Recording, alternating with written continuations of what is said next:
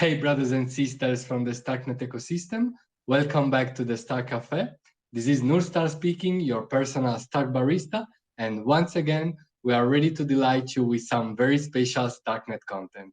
So, my dear StarkNet family, we've come to the third and final Stark Cafe session of the week, where we'll be discussing about DeFi and permissionless perpetuals trading with Eduard, co-founder of ZKX, a next generation DEX for perpetual trading, which is building on StarkNet. And ZKX has been very active since the early days of StarkNet, and they did wonders in both developing disruptive DeFi tech features like the adaptive balancing rate, while creating as well a lot of educational campaigns to teach people about StarkNet, DeFi, and trading. So without much further ado, let's welcome Eduard. Hey, Eduard, how are you doing? Very good. Really happy to be here. Glad to spend some more time with you discussing all things StarkNet and ZKX. We might actually see each other very soon at ECC as well, if you're coming. Yeah, awesome. Exactly, Eduard. You know, it was a while we've not spoken to each other. The last time we met was in Lisbon.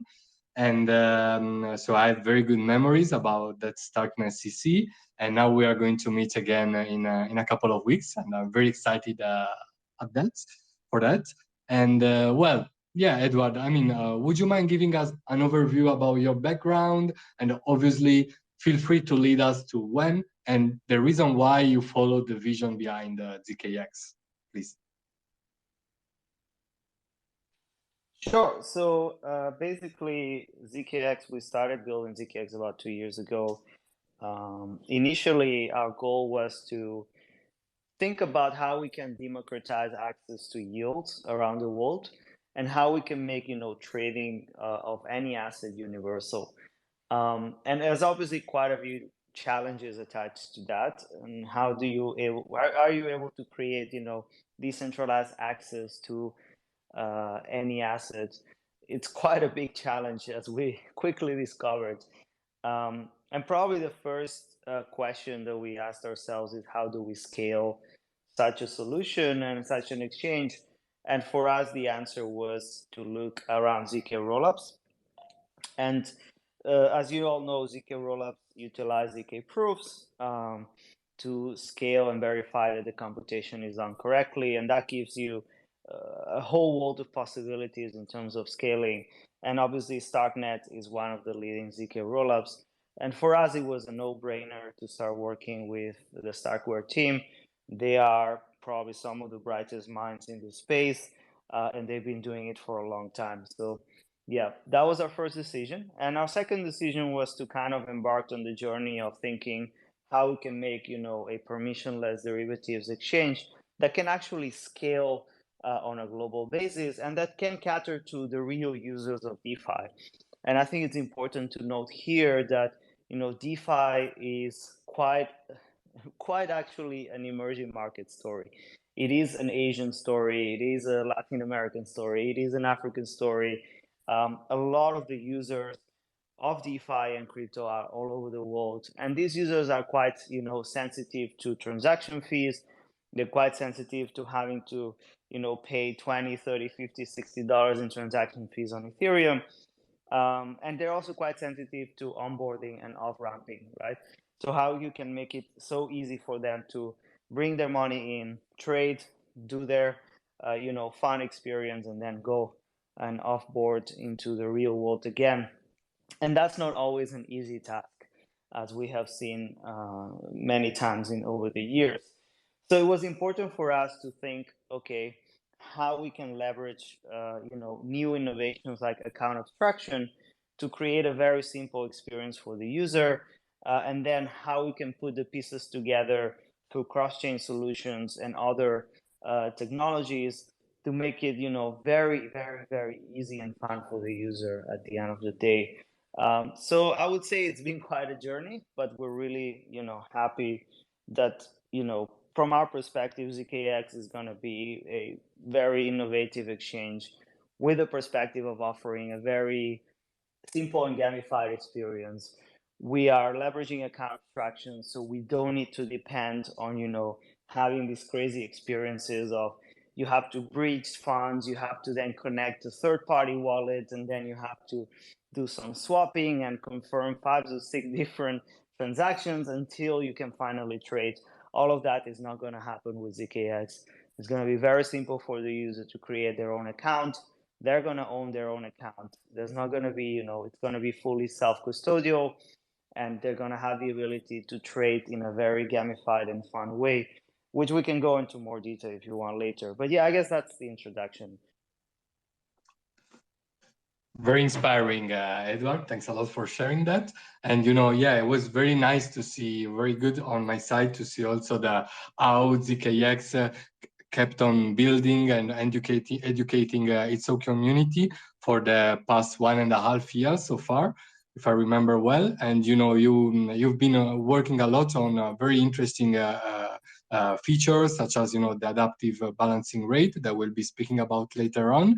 And you've always also put a lot of attention in educating about trading and also about financial primitives such as derivatives, which is your focus product. And yeah, it was also very good to see a project, a DeFi native project coming from, I guess, DeFi native people which wanted to experiment with primitives that are usually associated, with brokerage accounts and centralized exchanges. So it is something very welcoming to see an exchange like DEX and its talented team to start, putting their hands into these primitives, and also, creating rewards programs for the users, and eventually creating a DAO and governing the protocol with the whole community. So that's very good. And yeah, when it comes to structuring financial and trading instruments, the most important models are central limit order books, CLOP, and AMMs. Obviously, AMMs are a more modern primitive that was made possible by crypto and by blockchain technology, as the centralized finance was born. And as we know, both systems have their pros and cons. So I heard that at ZKX, you've come up with a very creative and innovative way to merge the two things. Could you enlighten us about it, please?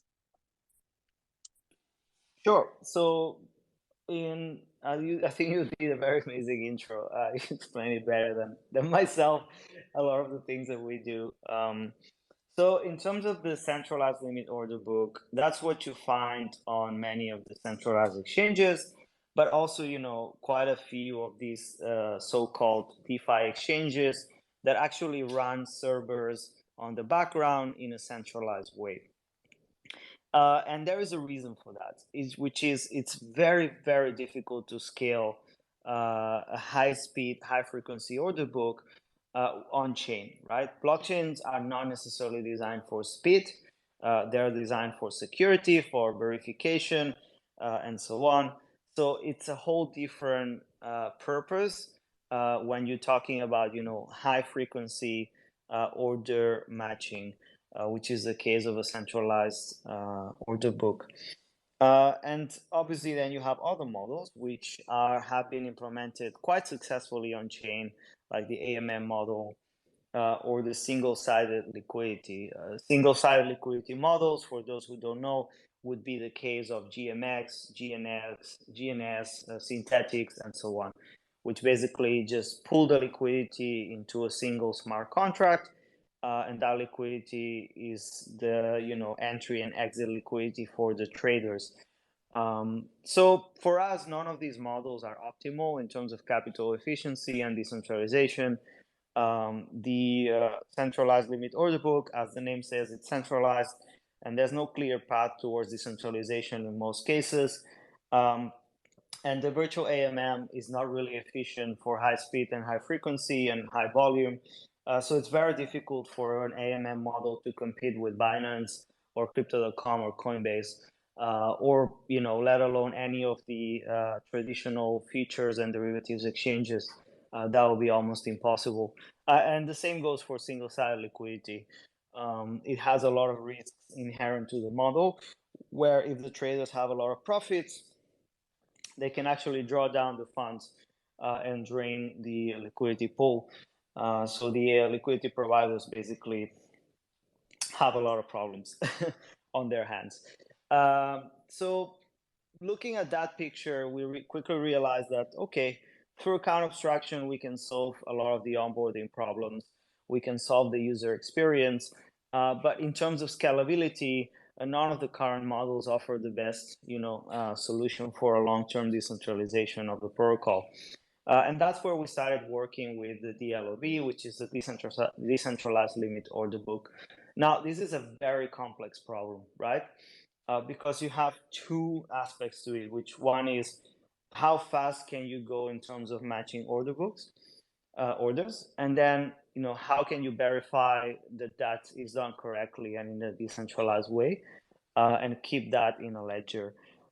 So I cannot disclose too much of how we solved it. It's kind of a secret at the moment. And we're going to be disclosing more details in the coming months. So I don't want to take that away from, our future big announcements. What I can say is that, it's coming towards an L3 solution that works with StarkNet to provide, high scalability while maintaining, the properties of a blockchain and maintaining, certain properties of future decentralization that we all know about. So that's what we're working on. We think that, hopefully by putting the pieces together of having, the same or even easier user experience as a centralized exchange through account abstraction and a scalable, fast and cheap, order book, that should, make us more competitive towards the realm of centralized crypto, which is the actual, I would say, main competitor of our ZKX. I think we should not be looking at, competing with whoever is already on chain in DeFi, because that's actually competing for a very small pool of users. Uh, Protocols like GMX barely have a few thousand users, right? And you're talking millions of users on centralized exchanges in crypto. So I think the big challenge is how we can build something that can actually take liquidity and users away from these main big exchanges. And that's kind of, the guiding light, guiding star that we have in terms of everything that we do and how we do it. Not just to, build something that can live on chain and just cater to DeFi users, but that can actually bring more users and bring everyone else that is not in DeFi, but is still in crypto to come and finally be within the DeFi realm. So the perspective is different. And there's other functions, within the exchange, whether it's funding rate, and other kind of calculations that are relatively difficult to also bring on chain because it's really, really expensive to do so through smart contracts. So these functions, you still rely on having an off-chain component, which means that, you have to think about how you decentralize that in the long term through some kind of node network and validator network. And this is something you're starting to see also being done by other projects in the space, like DYDX and so on. We have a solution that we think it's more flexible, more compatible within the realm of ZK rollups and Ethereum L2s, which will not break or fragment liquidity in any way. So yeah, we're quite excited to be disclosing more details very soon. Cool. Yeah, please do not spoiler us, otherwise we'll get too curious, and we'll interrogate you further about all the future developments that ZKX is boiling. And yeah, having said that, I agree on the point. I agree with all the points, but especially with the one you made about the fact that DeFi protocols on StarkNet and overall should focus on let's say eating the share from traditional finance rather than raging wars between themselves. And so, I mean, it made a lot of sense what you said earlier. And I mean, I think we're going to have a big ally in the coming years, which is account abstraction, and developers and founders will be able to play with a lot of primitives, leveraging this feature, which will also very useful to employed in order to attract new users to the ecosystem through also Web2 friendly let's say approaches and stuff like that. But Eduard, now I'd like to step back a bit because I just realized I missed the previous question. So I wanted to know, would you mind telling us, for those of us who are not very familiar with finance in general and with financial primitives, could you tell us what perpetuals are in brief, like in a LE5 version, please? Sure. So perpetual swaps are a very simple financial instrument. It tracks the time and the price that you enter a trade. Let's say you start a trade at $1,000, and you decide that the price is going to go up. And then whenever you want to close that trade, it will track the difference in price between your starting point and the end point. And that difference will determine the amount of profit or loss that you have. This means that you can actually provide leverage relatively easily to each trade. Some people, you've seen how you have some exchanges offer 50x leverage, 100x leverage. So with relatively small amounts of money, you can actually stand to gain higher returns. The beauty of perpetual swaps is that they're quite easy to understand compared to traditional options. Options have what we call asymmetric returns. The yield curves are different. It's much more difficult to comprehend what's the outcome of an option, especially when you talk about option strategies and involving different kind of options in different ratios and weightages or expiration dates. It becomes very complex. With perpetual swaps, there's no expiration date. You can keep the position forever. And you can basically bet on the downside that the price is going to go down, or you can bet on the upside that the price is going to go up, and you can pick the amount of leverage that you want. So in that sense, it's quite easy for the users to understand. And historically in crypto, this has been the preferred derivative in the space since inception. And we had, OG exchanges like BitMEX who started offering perpetual swaps and were clearly market drivers for many years. So the price of Bitcoin and Ethereum would be moved in a way by whatever was happening on some of these derivatives exchanges. So yeah, it's an instrument that has found product market fit, if we are to describe it in, let's say, startup terms. And its simplicity is what has gained a lot of adoption. Right now, if you hold spot, you cannot, bet that the price of a token is going to go down, right? So how do you have and retain the ability to protect yourself if the price goes down of a certain asset? So you need perpetual swaps for that. You could do it with options, but it's going to be much more complicated, complex at the end of the day. So, it remains a very useful tool to protect yourself against impermanent loss when you provide liquidity, to protect yourself if the price is going to go down. So, in one way, you could think about it as a much more flexible and powerful tool than just holding, spot token in your wallet. It gives you much more flexibility. Now, that obviously comes with the risk of liquidation. So the risk management part is quite tricky when you choose to play with high leverages. So yeah, as long as you play with moderate leverages and you're mindful, you can actually make decent returns, and it's an instrument that is used every day by many traders in this space. So yeah, I hope that covers it. Yeah, it absolutely does, Edward. What a very clear explanation of what perpetuals are. I really enjoyed that. And after learning the basics of perpetual swaps, we can now move forward to the second part of our session. But before doing that, I'd like to say hello to some of the live listeners who are here with us. And so let's say hey to Remis, Brian. I also saw there was Atun, Kodawari, Black, Jesus, sorry, Christophe, Naveen, DC, Bazat, Vanki, Julien, Kemalar, Anpe, and all the others. So let's continue with our Star Cafe. And we were talking about, perpetuals and the ZKX mission to onboard as many users as possible to the world of perpetuals, of permissionless perpetuals trading.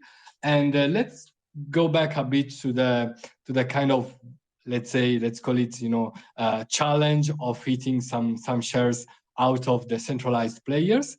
And there are there are a lot of perp dexes aiming to become the on-chain equivalent of the on-chain equivalent of the centralized of their centralized counterparts. And given that over 97% of derivatives volume is executed on centralized exchanges, while perp dexes account for only 2.72% of the total volume, it's like very evident that there is significant growth potential in this sector, as you were also hinting earlier. But just envisioning Binance as a as becoming also as being seen as a DEX, sometimes raises the question of whether there is a market need for such platforms. So, what is your perspective on this? And additionally, what is your vision and what challenges do you anticipate?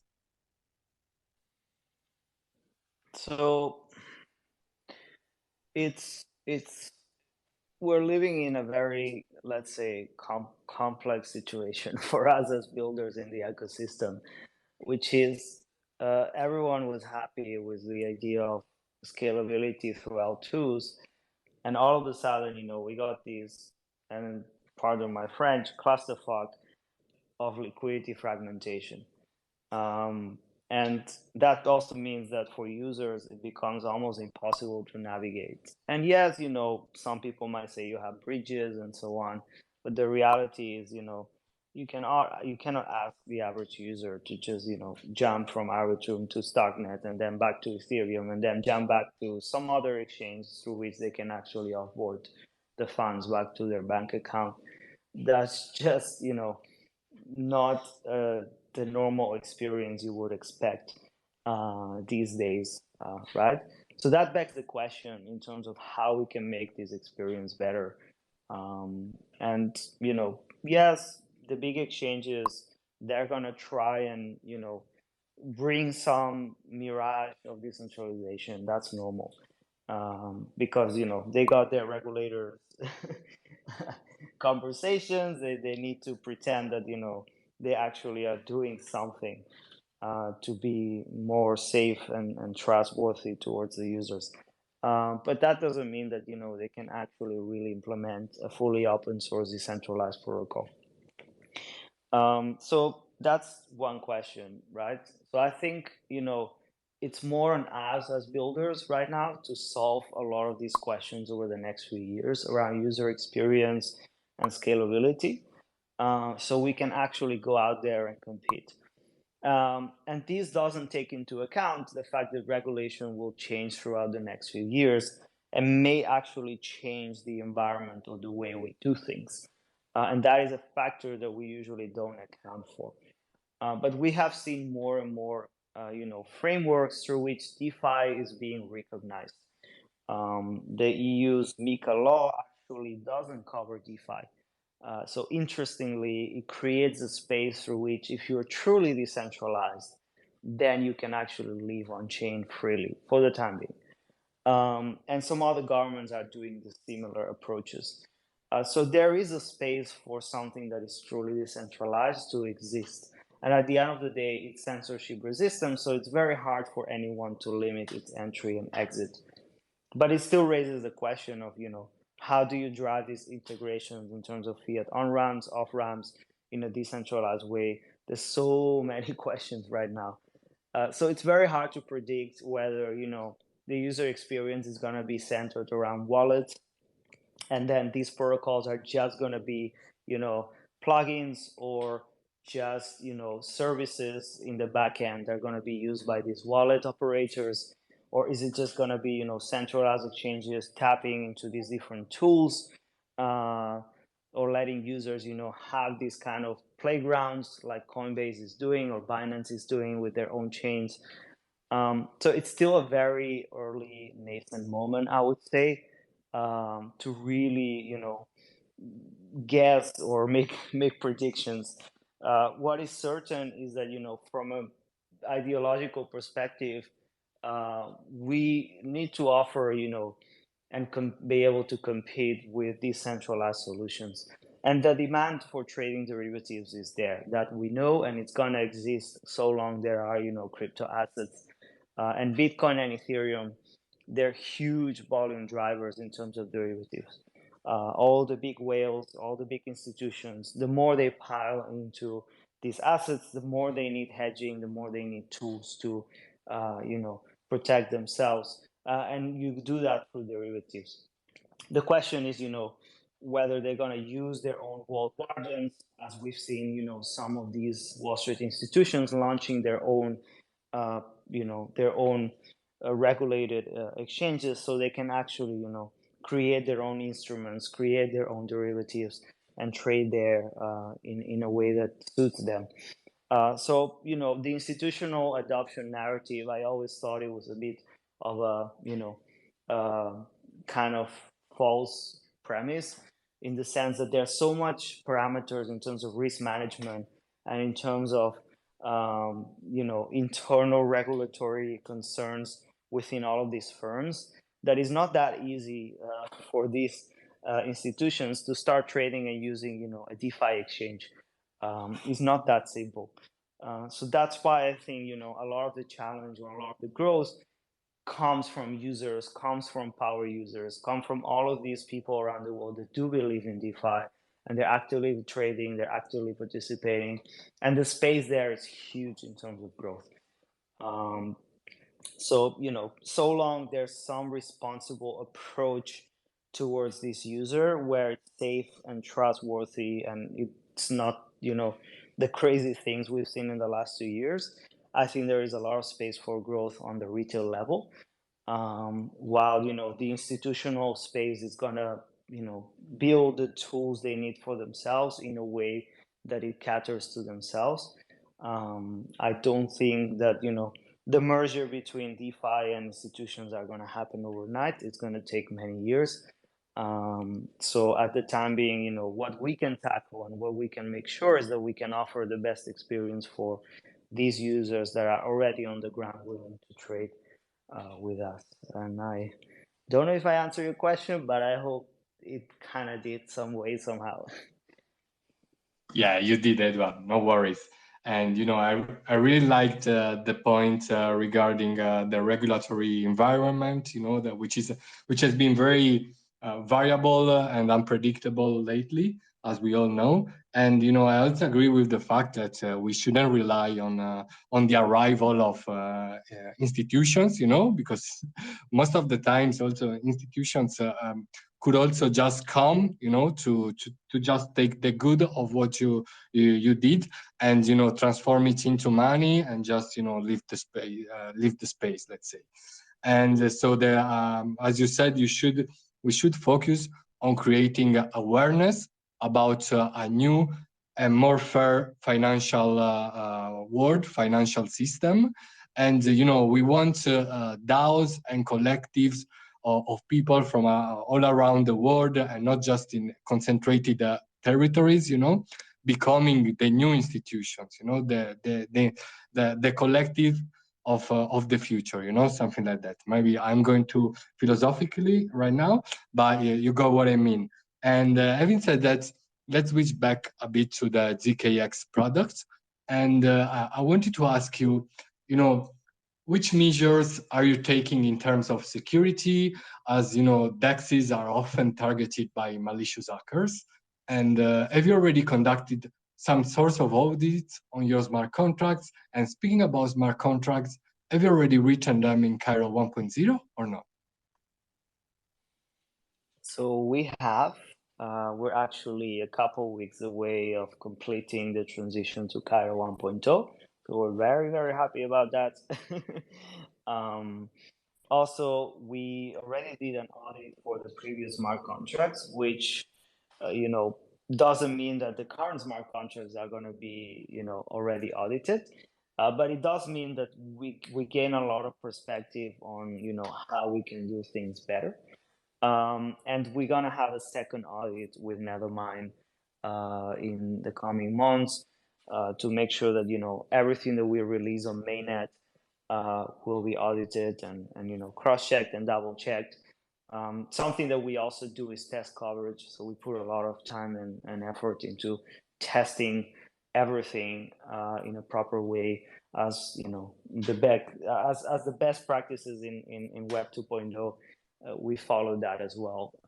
We think that should be something that is important. So that's the first step.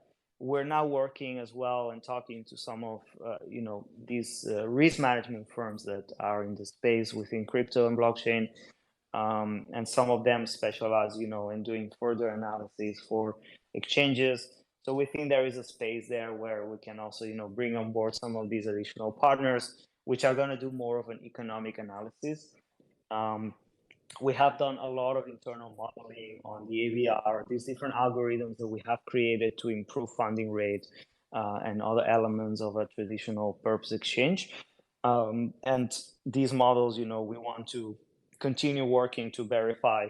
Obviously, the first testnet that we did was the first step towards validating a lot of the assumptions that we had. So we were happy with that. But yeah, we think that also bringing some of these partners on board will be very interesting in terms of, having additional, mathematical brains helping us, cover all the bases. So yeah, that's one aspect there.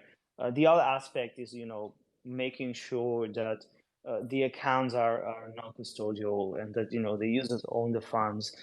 So in that sense, it brings a little bit more flexibility from our perspective in terms of security and trust assumptions versus some exchanges that actually have some sort of custodial smart contract that has all the funds, and then the trading happens on an order book somewhere else. So in that sense, we think that architecture is a bit safer. We're also introducing, without disclosing much, some form of verification and tracking, i.e. kind of ledger within the order and other aspects, and I cannot disclose further, but that's going to bring also more transparency on what's happening within the order book and the backend and so on. So it will be very interesting as well in terms of giving the users the ability to verify what's going on at all times with the protocol. Awesome. Thanks a lot, Eduard. Yeah, I know. I think you're doing the right decision to ask for for collaboration and help from individuals who could help you out. Improving also your algorithms and your security features as well. And obviously, the priority should always go to the non-custodial side of the protocol itself. And having said that, as we are gradually approaching the end of the last questions, let's say, if there's somebody from the audience who would like to ask Eduard for some questions, please feel free to send me the permission to speak, and I'll be glad to grant it to you. In the meanwhile, let's say hello once again to some of the the OGs in the in the audience. Say hello to Brian from ZK Land. Atun from AirDAO Turkey, Fabio Catalao, very active contributor for the Portuguese-speaking community, Kodarwari, and all the others who are here with us today. And Eduard, as the Quantum Leap Starknet version is around the corner, rumors around token launches are rising a lot. And at ZKX, you already confirmed that there will be a token. And this token will play a crucial role in the functioning and in the governance of the protocol itself. So, Eduard, would you mind going full tokenomics about the ZKX token, please? Wow, you're putting me in a tight spot today. Yes, there's going to be a token. This is going to be a token that's going to be used for the governance of the DAO, which is going to be fully integrated with the product. We're developing our own DAO governance smart contracts with Cairo, and that's going to be within the UI of the exchange. So it's going to be very easy for the users to participate. Now the complexity with the token is what we call liquid governance, which is the awarding of voting power and DAO participants for the traders, and not just the token holders. So in terms of the token, what's important to note is that it's a tool through which you can, access the revenue of the ZKX exchange. You can stake it. It is a time-locked mechanism. So the longer you stake the token for, the more of these ownership of the protocol you obtained. So there's this kind of game theory scenario where you want to optimize for amount of time you lock the token, as well as amount of tokens that you lock, so you can obtain more ownership of the protocol and capture more revenue that's being generated by the traders. Now, there is also utility in terms of rewards. We have these different rewards algorithms that are, quite complex. They analyze a lot of the different behaviors that the traders do, and there's going to be a technical paper being released around that as well. So that's going to be quite interesting. But generally, we can disclose that yes, there's going to be a token. We can also disclose that there might be some form of community release of the token to reward all the participants in the community within ZKX and Starknet. And when is that going to happen? I cannot say, but yeah, it's not going to be too far out in the future. Fair enough, Eduard. We know that we need to be very careful about these matters. So yeah, no need to go farther on that. But it will also be very interesting to see how the DAO will develop around this protocol. So really looking forward to the future developments of the DAO, and also how will you. I'd like to see also how you will reward the users and the usual traders of your protocol. And having said that, ZKX is building derivatives for emerging markets. Above all, that's your main target, let's say. And also with the recent changes in regulation that we spoke about. And do you also anticipate seeing that there is, regulatory uncertainty in USA's above all, but also, in Europe there's regulation, but could be better as well. And do you think that the crypto industry could shift its focus to Asia, which has also been known for its vibrant and rapidly growing crypto ecosystem? And if this shift occurs, what kind of impact do you foresee it having on the industry as as the whole industry? So here's where I will probably dispute the premise of the question, which is crypto has always been Asian, has always been Asian, and the fact that we're still in the West thinking that they're coming, like the emerging markets narrative within crypto. I mean, hell no, crypto has been Asian from the start. All the major exchanges were born in Asia. even the ones that, like FTX, BitMEX and all, they were all started in Asia. So at the end of the day, this area has been one of the major drivers in the space, if not the major driver of growth in the space. So we have to acknowledge that. I feel that, as much as, it is a narrative by Western reporters to say, yeah, emerging markets in crypto, blah, blah, blah. It's like, no, they're here, and they've been here all along.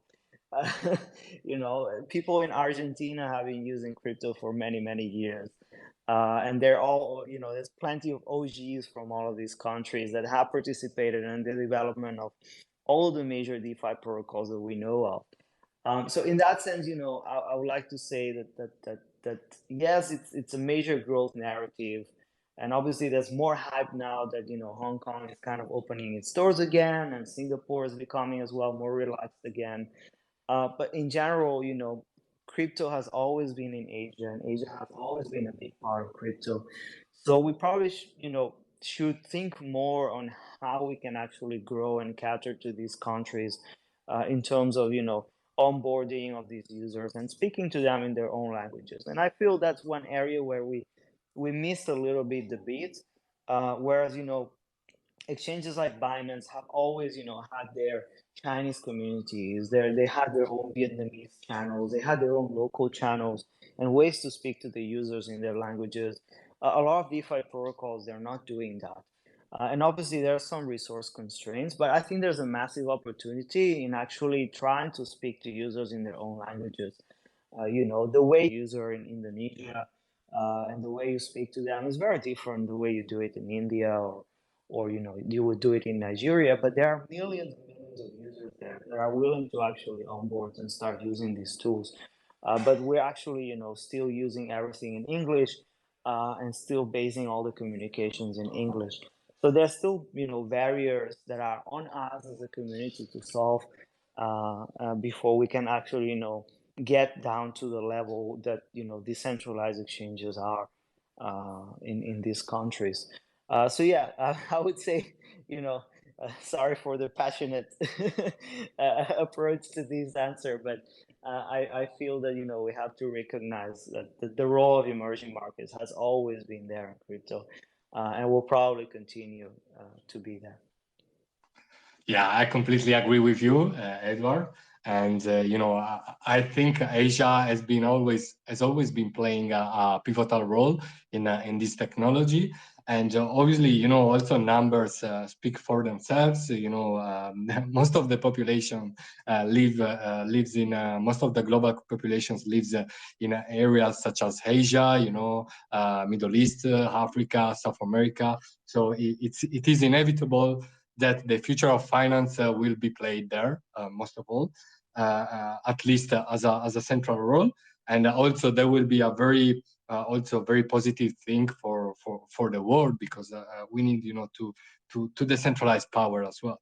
But having said that, I also agreed on the fact that we should also focus on acting globally, let's say. So there's a saying, think global and act local. That is something you basically explained, that we also should focus on small local communities, empower people who don't know anything about crypto, but they could take advantage of decentralization, of using a decentralized wallet or decentralized exchange and stuff like that. And in the global direction, I would also like to mention that the Nurstars team will be doing a global initiative next week. There will be like a bi-weekly English and Japanese news space, let's say a Twitter space about where we'll say some of the most important news about the Starknet ecosystem. It will be a bilingual version in Japanese and English. It will be done in cooperation with Starknet Japan and Tetris, who's the leader of the coordinator of Starknet Japan. So we're also going toward this trajectory of acting globally. And I also host a Spanish-speaking Twitter space, which focuses on on also on the South American market. We I also see a lot of potential in that area as well, for the same reason you were saying, about Asia. And yeah, having said that, as we've arrived to the end of the Star Cafe session, I would also like to spend some words about the amazing ZKX community and all the initiatives that you have been creating for the past year in order to educate and attract new users to ZKX, but also to the overall StackNet ecosystem. So, would you like to spend some words on that? What is community? What is the role of community in the ZKX protocol? And, how do you involve the community as well? So you rightly said that community is very important. It's pretty much everything that we do in the space in DeFi, and that kind of is an interesting challenge for a lot of people who start working in the space coming from Web 2, and they bring these frameworks that are more centered around paid acquisition. How do you advertise? How do you make the user to click on your ad? And these things, most cases don't apply in crypto, because you're talking about, how do you foster and grow a community that will then attract more people, and you start growing and, becoming more of a self-sustainable, group of people and users that use these protocols. So for ZKX, we have this approach that integrates all the different roles within the community, right? You need, the users, you need moderators, you need ambassadors, you need all sorts of different people to come together and form, the basis for ZKX and the growth of the future of ZKX DAO. So this entire, group of people and community we encapsulated within the ZKX Yakuza. The ZKX Yakuza is basically these kind of really fun, engaging campaigns where there's this story around a future ZKX Yakuza clan, and then you can join and compete to get your roles. And as you compete to get your roles, you're actually helping, the community become stronger and better through different quests, bounties, and so on. So it's been a great journey so far. We had 2 seasons of the Yakuza. We had thousands and thousands and thousands of participants. We had over 1 million quests completed. It was crazy to see. So we have more in store for the Yakuza. The story hasn't finished. There's going to be more coming, along with the Yakuza NFT collection that's going to, commemorate everyone that has participated and will participate in the coming months. So we think that it's, quite an exciting way and fun way to introduce ZKX to the world. And that's going to connect with the mainnet launch later as well. So, everything that is happening now is connected in one way or another with mainnet release and the token release.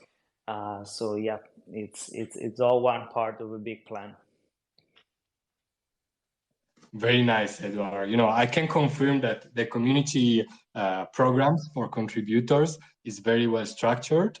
And, I've been also contributing a lot on my side. And I really like also, the tools that you have put in at disposition of the contributors. They're very, very easy to use, easy to learn.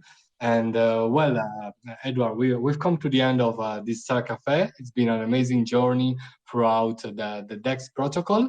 I wish you and the whole ZKX team all the best for the future months. And I'm sure you will be playing a central role, also once the Quantum Leap version will be shipped. I think ZKX will come out with a lot of great announcements and new features, and I'm really looking forward to it. So first of all, thanks a lot, Eduard, for coming. Thanks to you. It was great. It was great as usual. I'm really happy to be here. Likewise, Eduard, it's been an amazing pleasure for me as well. And having said that, one big hug also goes to all the, the live listeners, to all our friends here, Atun, Fabio, Kodawari, Black, Jesus, Christoph, and really every one of you guys. Thanks a lot for coming here. And well, it's time to close, guys. Remember to share the StackNet vibe and see you next time. Bye. Bye, guys. Bye bye.